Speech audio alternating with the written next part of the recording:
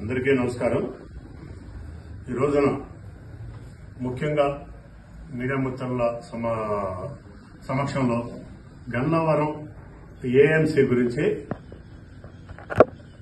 నేను మాట్లాడాలనుకుంటున్నాను। ముఖ్యంగా ఈ గన్నవరంలో ఒక ఈ ఏఎంసీ గతంలో ప్రకటించినప్పటి నుండి కొంచెం సమస్యాత్మకంగా ఉంది। ఈ సమస్యాత్మకమైన దానికి అనేక కారణాలు ఉన్నాయి। ఆ కారణాల్లో ముఖ్యంగా ఎందుకంటే ఈ రోజున ఈ రాష్ట్ర వ్యాప్తంగా గన్నవరం నియోజకవర్గంలో జరుగుతుంది ఏంటి, గన్నవరం నియోజకవర్గంలో ఏఎంసీ చైర్మన్ జనసేన పార్టీకి వచ్చింది। ఆ వచ్చిన ఏఎంసీ చైర్మన్ ని వెనక్కి లాక్కుని తెలుగుదేశం మిత్రులకి ఇవ్వడం జరిగింది। ఆ ఇచ్చిన దాని గురించి వివరణ నేను ఏం జరిగిందో చెప్పాల్సిన బాధ్యత నా మీద ఉంది కాబట్టి నేను ముఖ్యంగా అంటే ఇక్కడ గన్నవరం నియోజకవర్గ యార్లగడ్డ గౌరవ శాసనసభ్యులు యార్లగడ్డ వెంకటరావుకి అలాగే మా పార్టీ జనసేన పార్టీ అధిష్టానానికి నేను మీడియా ముఖంగా తెలియజేసుకోవాల్సిన అవసరం నాకు ఉంది। ఎందుకంటే ఇక్కడ జరిగింది ఏమిటో మిత్రుల అవుట్ ఆఫ్ అందరికీ తెలియదు కాబట్టి నేను చెప్పుకోవాలనుకుంటున్నా। గత కొంతకాలంగా ఏఎంసీ చైర్మన్ ఇక్కడ గరికపాటి శివశంకర్ కి పార్టీ అధిష్టానం నిర్ణయించడం జరిగింది। ఓకే, వెల్ అండ్ గుడ్, జనసేనకు వచ్చింది।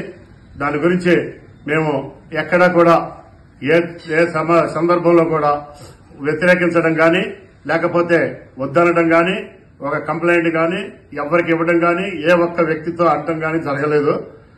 అతను కొంచెం నాతో గ్యాప్ ఉంది, అయినప్పటికీ సరే ఎవరికో ఒకరికి ఏఎంసీ చైర్మన్ వచ్చింది, ఓకే ఆల్ రైట్ అనుకుని మేము పార్టీ అధిష్టాన నిర్ణయమే శిరోధార్యంగా జనసేన పార్టీ అధిష్టానం యొక్క నిర్ణయమే శిరోధార్యంగా మేము భావించి దానికి అనుకూలంగా నడుచుకోవడం జరిగింది। కానీ నిన్న పెడన నియోజకవర్గం నుంచి ప్రసాద్ అనే ఒక వ్యక్తి ఒక సోషల్ మీడియాలో వైరల్ చేస్తున్నాడు ఈ గన్నవరం నియోజకవర్గ ఏఎంసీ చైర్మన్ గురించి। కరెక్టే, ఆయన స్పందించడం అంతా ఓకే, కానీ దాంట్లో పదజాలం గాని లేకపోతే మాట్లాడబడినటువంటి మాటలు కొన్ని మాట్లాడారు, అది సబబు కాదు అని ఎందుకంటే ప్రజలందరికీ వెళ్ళింది। నేను చెప్తున్నా, ఈ ఏఎంసీ చైర్మన్ రావడానికి గన్నవరం మెయిన్ మాట్లాడాల్సిన విషయం ఎందుకు వచ్చిందంటే గన్నవరం నియోజకవర్గ ఏఎంసీ చైర్మన్ పోతే కాముగా స్తబ్దుగా ఉండిపోవడానికి కారణం కూడా చెప్తాను। స్తబ్దుగా ఉండిపోవడానికి ఉండిపోయినందుకు నాకు పెద్ద ఎత్తున ధనం ముట్టిందని ఒక ప్రముఖ నాయకుడికి గన్నవరం నియోజకవర్గంలో ప్రముఖ నాయకుడికి భారీ ఎత్తున ధనం ముట్టిందని చెప్పేసి అన్నారు। ఆ ధనం ముట్టింది అనడానికి ఇచ్చిన నా కొడుకు ఎవడో తీసుకున్న నా కొడుకు ఎవడో నాకు కావాలి। నా జీవితంలో నేను మాత్రం ఎవరైనా తీసుకున్నారేమో, ఎవరు తీసుకున్నారో వాళ్ళ పేరు ప్రకటిస్తే బాగుంటుంది। నా జీవితంలో నాకు తెలిసి నేను రూపాయి ఏ విధంగా తీసుకోవడం అనేది ఇట్ట ఫ్రాడ్ గా గానీ లేకపోతే ఇంకో విధంగా గానీ తీసుకోవడం జరిగితే నిరూపించండి। అంతేగాని గన్నవరంలో ప్రముఖ ఇది పెట్టి అల్లరి చేస్తున్నారు, సబబు కాదు ఇది। నేను పార్టీ అధిష్టానానికి కూడా తీసుకెళ్తాను లెటర్ పూర్వకంగా। మీ అందరికీ గరికపాటి శివశంకర్ కి నేను స్తబ్దుగా ఉండటానికి కారణం ఏమిటంటే గత ఎలక్షన్ అంత వైఎస్ఆర్ వాళ్ళ నాన్నగారు ఈ రోజుకి వైఎస్ఆర్ కాంగ్రెస్ పార్టీ సర్పంచ్ నూజివీడు నియోజకవర్గంలో ప్రజెంట్ స్టిల్ ఈ రోజుకి వైఎస్ఆర్ కాంగ్రెస్ పార్టీ సర్పంచ్ ఈ గరికపాటి శివశంకరే ఆయన్ని దగ్గరుండి గెలిపించుకుని ఈ రోజుకి రిజైన్ చేయించుకోకుండా అక్కడ ఉన్నాడు।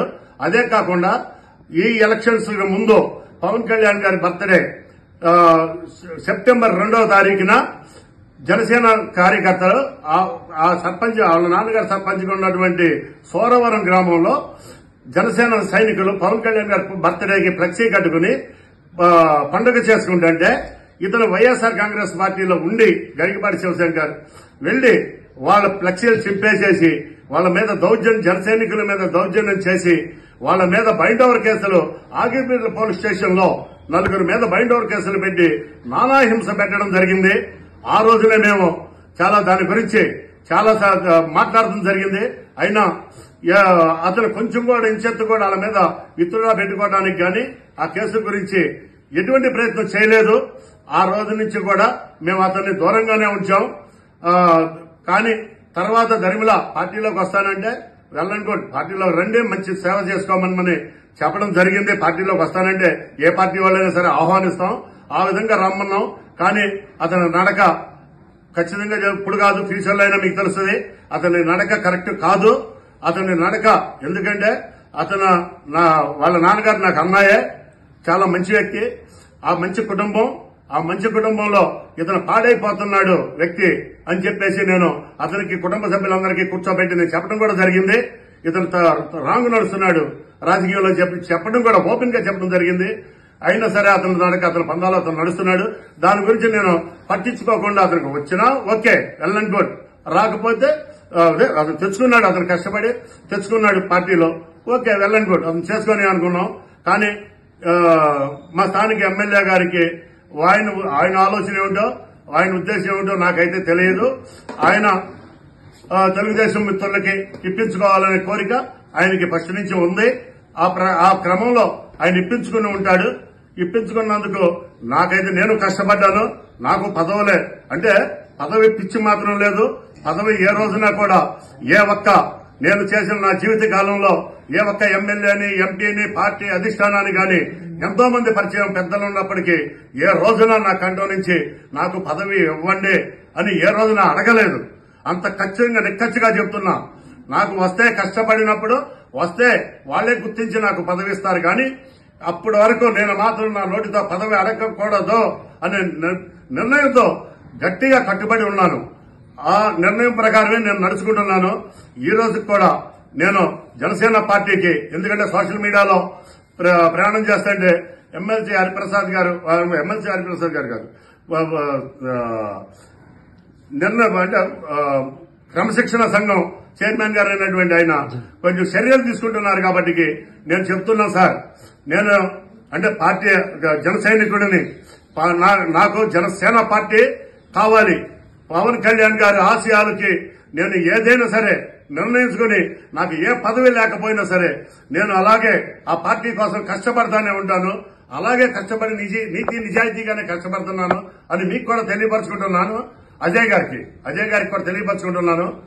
ముఖ్యంగా యానగడ్డ వెంకటరావుని కూడా నేను అడుగుతున్నాను, సార్ మీరు జన సైనికుడికి ఇక్కడ నియోజకవర్గంలో మార్కెట్ యార్డ్ చైర్మన్ కుదరకుండా ఆపారు కాబట్టి, ఆగింది కాబట్టి ఇంకొక జన సైనికుడికి ఇస్తే పోకుండేది.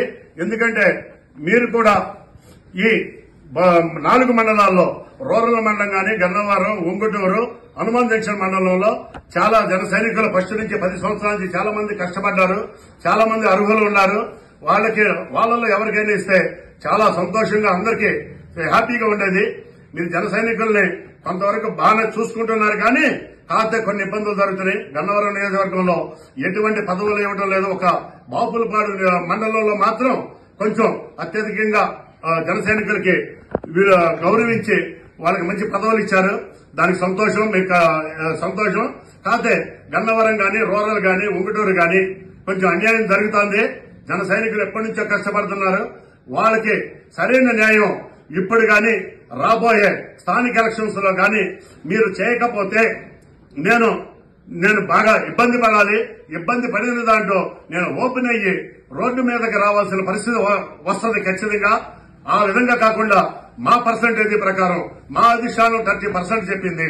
మా అధిష్టానం మాకు 30% స్థానిక ఎలక్షన్ లో గాని, నామినేటెడ్ గాని 30% మీకు వస్తాయి అని చెప్పి మాకు గౌరవనీయులు పవన్ కళ్యాణ్ గారు అనౌన్స్ చేయడం జరిగింది.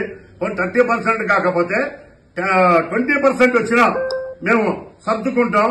కానీ అది కూడా లేకోకుండా మరి చాలా మా డైరెక్టర్, మార్కెట్ డైరెక్టర్ గాని, నీటి సంఘాలు గాని అతి తక్కువ మందికి పదవులు రావడం జరిగింది.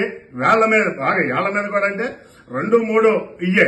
ఒక బ్యాంకు ప్రెసిడెంట్ లో మాత్రం ఒక 4 బాపులపాడు మండలంలో ఇచ్చారు, 1 ఉంగుటూరు మండలంలో ఇచ్చారు. కానీ అది కొంచెం ఏదో పెండింగ్ లో ఉంది. ఆ విధంగా మీరు సరైన న్యాయం చేయమనమని గౌరవ ఎమ్మెల్యే గారు యాదగడ్డ వెంకటరావుని కూడా మేము విన్నవించుకుంటున్నాం. లేని పక్షంలో మిత్రత్వంగానే మేము పని చేస్తాం, మిత్రత్వంగానే ఫాలో అవుతాం. కాకపోతే అడగాల్సిన సమయంలో మాత్రం ఒక్క పాదంతో మాత్రం మేము మిమ్మల్ని అడుగుతాం.